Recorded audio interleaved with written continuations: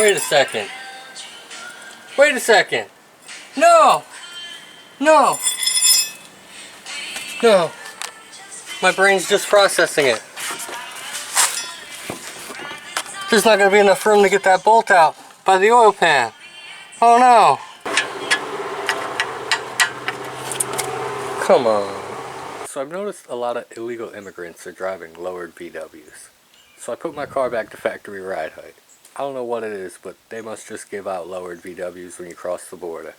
I'm just fucking around. But we did go back to factory ride height in the front. And you're not going to be able to get to this bolt on the control arm with a socket. You're going to have to do it with a wrench and then do the thing where you pull the engine forward. Even though the VW instructions say you don't have to pull the engine forward on a manual transmission, we still have to pull the engine forward because that's just my luck. This might be the last time my car looks this cool because I made the decision to fix my suspension. So if you're looking at my spring, the Eibach Racing springs here, you see how it's almost all the way compressed and just touching each other? So I think they're just worn out and they've seen better days. So I'm getting all my tools laid out. We have our strut spreader tools here. We're going to need those.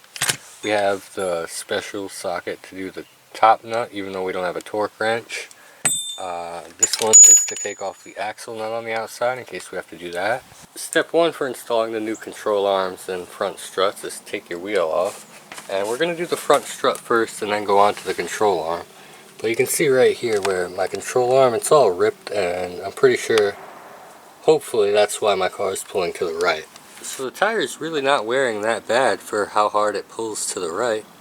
We're pretty even at all the tread wear marks. So I have to take my skid plate off to do this, to get to the control arms. And you either have to take this plastic piece off to get to this bolt, which is going to be 10 screws, something like that. Or I could just take the whole front bumper off, then take the skid plate off. And then I'll have a little more room to work anyways with the front bumper off. So I'm pulling the skid plate off, getting ready to put all these suspension parts in. And what do we have here? Another coolant leak. How wonderful, it just never stops. And then I instantly get mad and want to give up on it and regret buying all the suspension parts. But it looks like it might not be that big of a deal. So it's on that hose right there. And it's leaking at that clamp. At one time I bought these new ones and I think they might have been a little smaller or something, so I ended up putting the old one back on, but we can't really do anything about it unless we drain the whole cooling system, and that's not going to happen today. So I'm going to just try to move this clamp around and see what that does. So here's where it starts, removing. Remove wheel. We already did that. Remove the heat shield. The sway bar end links were set up like this on my Mark V R32, but on my Mark IV they're not set up like that.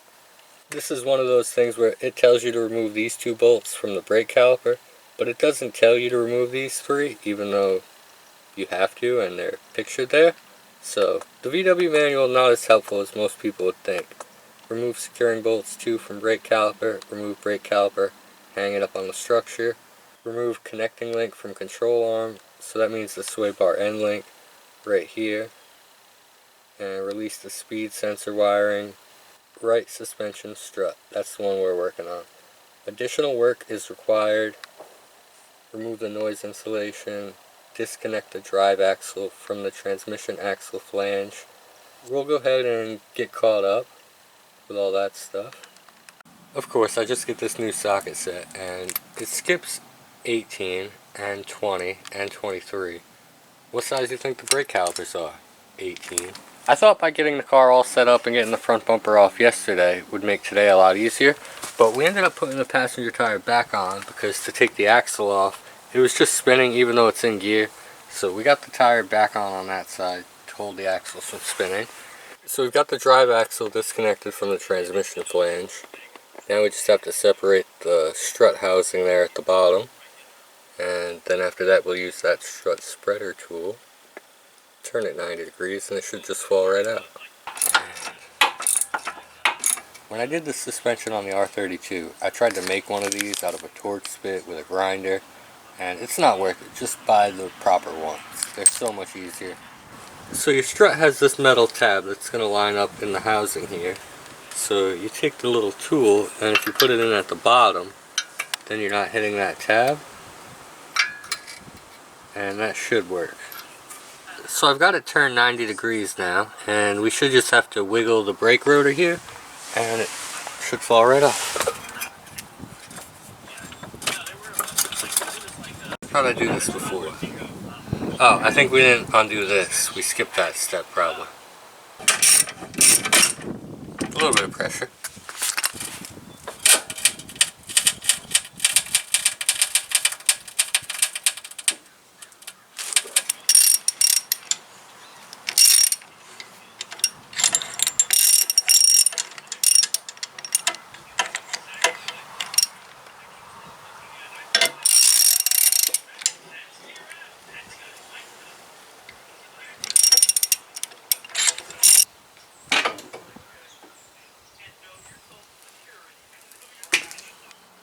I don't know if the iBox spring is broken on the end or if it was made to be jagged like that, but you can see where it's rusting, and that's just because it was compressed the whole time when we saw it in the car. I think we may have found our problem with why my car sits so low and weird on one side, but that's an actual VW part, and I think it's just worn away so bad that there should be an entire another half of this sitting on the top like that. That's a 1/2 inch of lift right there. So I checked over the instructions for how to remove the control arm, and you have to disconnect the axle from the transmission flange and the 3 bolts at the bottom, and then the sway bar end link, and then you do those 2 bolts. So we can put the strut back in, bolt the wheel bearing housing onto the strut, and that'll support all this while we're doing the control arm. So I've got my new spring and strut stuffed in there, and we're going to tighten the top up a little bit. And before we tighten it all the way, we'll make sure we can get it lined up in the bottom. You see how this strut mount is now going to sit down? On that side it's poking up. So this probably has the same thing going on, where half of that rubber mount's gone, and that's why this part's rised up. And put the nut on and we're good. And this is the tool I was using for the top before. It's the Torx bit. And then the new one is a regular Allen head bit. Alright, no big deal. Grab the Allen head set. What size do you think it is? It's the one that's not there. 7. So we're going to use the T45 Torx bit in the regular Allen head slot and just see what happens. When it stops wanting to tighten, that's probably when you know you're good. So the strut install is complete. We have it tight down at the bottom. We have it tight at the top. And before we hook everything back up, we're going to go ahead and jump onto the control arm. So your control arm removing and installing. The special tools, torque wrench, don't have one of those. Remove the wheel, remove noise insulation. For all-wheel drive stuff, we don't have all-wheel drive. And for the automatic transmission, again, here's where they get confusing. It'll jump to the next page and you're kind of confused. Like, vehicles with automatic transmission, what? You have to remove your dog bone mount there, those 2 bolts, and then back to all vehicles. Since we have a 6-speed, we don't have to do that. Mark the installation position of bolts from ball joint to control arm. But I don't know what good that would be, because you're going to put a new control arm on it. Remove the bolts, disconnect the drive axle from the transmission flange. We already have that done. And then you pull the wheel bearing housing with the ball joint out from the control arm. And then you remove hex bolt 3 on the control arm. So that would be the sway bar end link. We already got that one out. And then remove hex bolt 1 and 2 and take the control arm out. So because I'm halfway into this project with the strut, I should just have to remove hex bolt 1 and 2. And the control arm should come right out. And then vehicles with the automatic transmission, see how it's continued down here? Push the engine and transmission assembly forward with a lever, and then remove hex bolt 1 and take out the control arm. And then installation, just do the reverse. So we'll just give this a little tug. And now we just have to take the control arm out.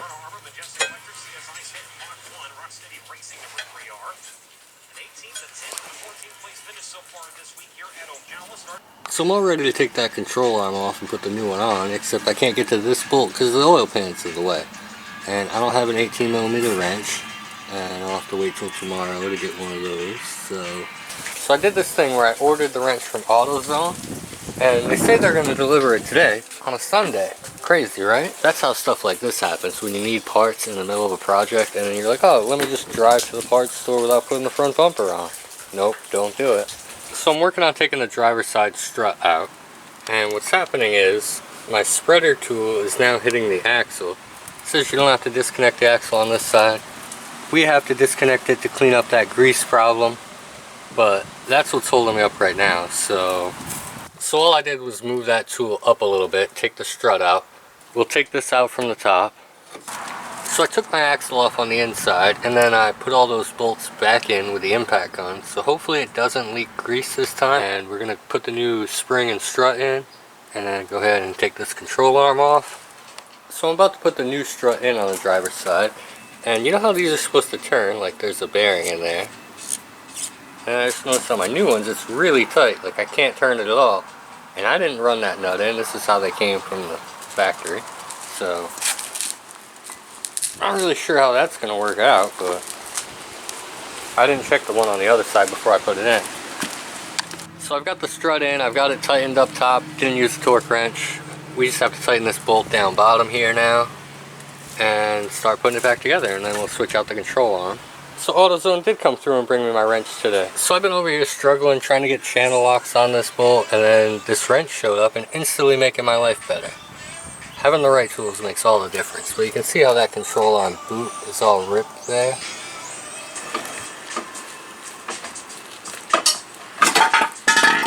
Ow, my fingers. Is it gonna bleed? Is it gonna bleed? So I've got the nuts and bolts in for the ball joint. We've got all those started. That one's tight back there. We just have to tighten this one up, and then the control arm's done. Put that sway bar end link in and finish the other side. I really like buying tools when they have a story behind them. Like this one I bought when I was doing the coilover kit in my R32. And then this one will always be that time that I needed the 18mm wrench when I got the control arms and stuff apart and then didn't have one. So pretty cool, we'll always remember that. That's a nice 18mm too. Guaranteed for life. So I got everything reconnected on the passenger side. My little bracket for the brake pad sensor, wheel speed sensor is connected, and I think we're ready to put the wheel back on. I'm going to go through, double check everything again, sway bar end link, caliper bolts, just because I have to double check everything 19 times, but I think we got everything tight.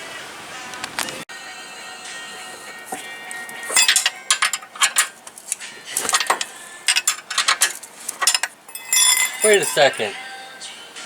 Wait a second. No! No! No. My brain's just processing it. There's not going to be enough room to get that bolt out by the oil pan. Oh no. Alright, so we'll go through it and double check the control arm removing procedure. Remove the wheel, remove the noise insulation. For all-wheel drive vehicles, the coupling link for vehicle left front level control system on the front axle must be disconnected. Alright, so that wasn't us. Automatic transmission. Disconnect the dog bone. That's not us. Okay, mark the installation from ball joint to control arm. Remove the bolts. Disconnect the drive axle from the transmission axle flange. Pull the wheel bearing out from the control arm.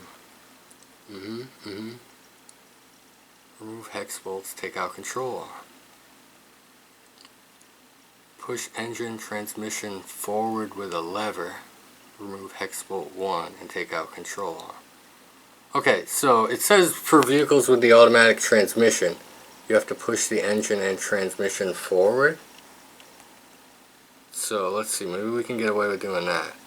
So you think I can take those two bolts out and then the whole engine's going to move forward enough to get that bolt out? Alright. Oh shit. That moves really easy.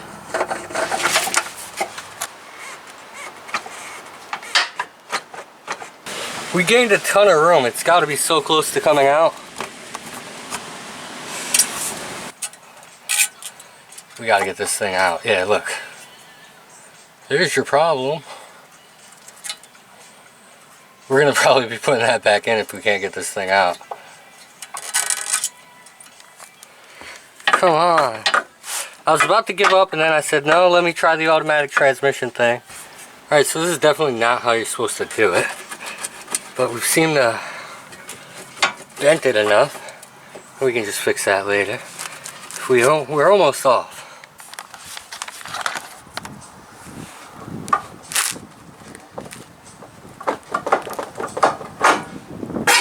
Yeah.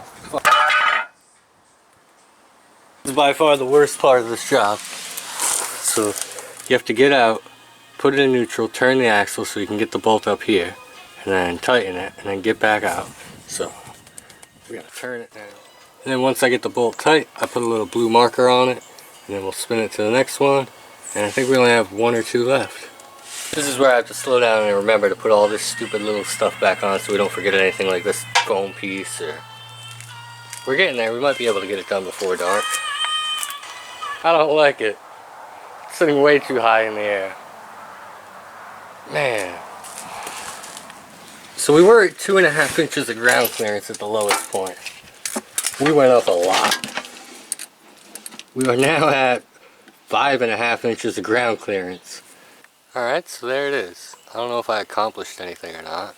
It's definitely sitting a lot higher in the front than the rear now.